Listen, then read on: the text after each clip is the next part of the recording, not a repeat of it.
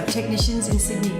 I've been a freelance makeup artist for the last 20 years. Have worked in television, on television dramas, television productions, and also worked a lot in magazines.